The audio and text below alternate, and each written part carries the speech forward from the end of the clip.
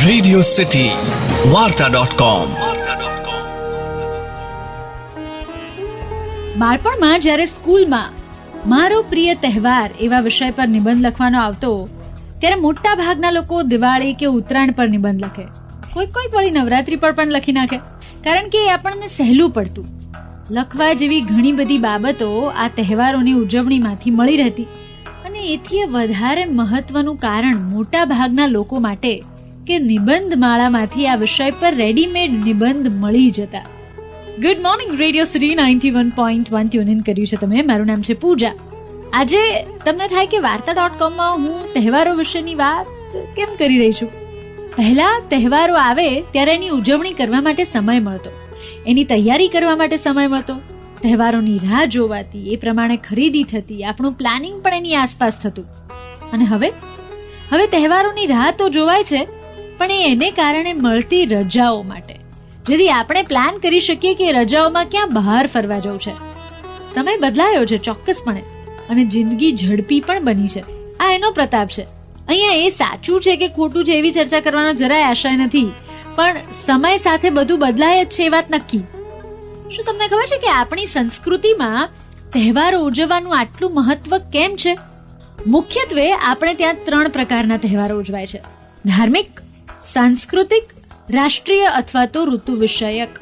ભારતની ભૂમિ પર જ્યારે ક્યારેય કોઈ માનવ સમુદાય સ્થાયી થયો હશે અને એણે પોતે નદી કિનારાની ખેતીલાયક જમીનો પસંદ કરીને ત્યાં કાયમી વસવાટ શરૂ કર્યો હશે, ત્યારે સમયાંતરે એક જૂથના બધા લોકો ભેગા થતા રહે, એમની વચ્ચે સુમેળ રહે, એકની એક ઘરેડમાંથી એમને મુક્તિ મળે, એ માટે તહેવારોની ઉજવણીની શરૂઆત થઈ હશે.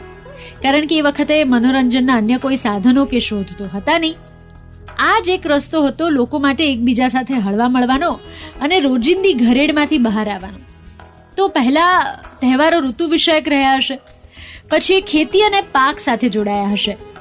ત્યાં સુધીમાં સંસ્કૃતિ અને ધર્મ એટલા વિકસ્યા હશે કે એવા તહેવારોની ઉજવણી પણ શરૂ થઈ હશે, અને છેલ્લે રાષ્ટ્રીય તહેવારો આવ્યા હશે. આજના સમયમાં તહેવારોનું મહાત્મ્ય ઘટ્યું છે. હવે એની પહેલા જેવી ઉજવણી પણ રહી નથી.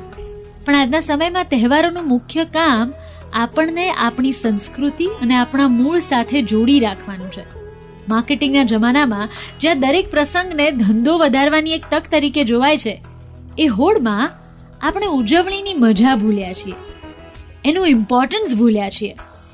આજકાલ માર્કેટમાં દરેક તહેવારને લગતી રેડીમેડ વસ્તુઓ ઉપલબ્ધ હોવાથી આપણને એની તૈયારી સાથે જોડાયેલું પોતિકાપણું જરાક આછકલું લાગે છે. એટલે જ આજે આપણને તહેવારો વધુ ને વધુ નિસ્તેજ લાગે છે.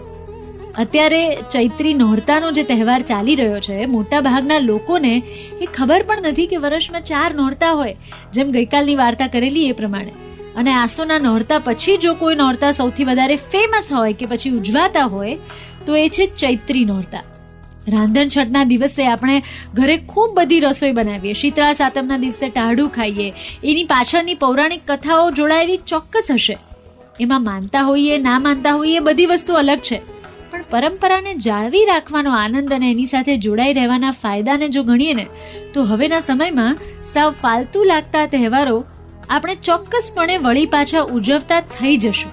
જેવી રીતે હવે ધીમે ધીમે લોકો ચૈત્રી નોરતાને પણ એટલું મહત્વ આપતા થયા છે કે આના પછી આવતા બીજા દરેક તહેવારોને આપતા થશે, તો આપણે કદાચ આપણી સંસ્કૃતિને આપણા મૂળિયા સાથે જોડાયેલા રહીશું.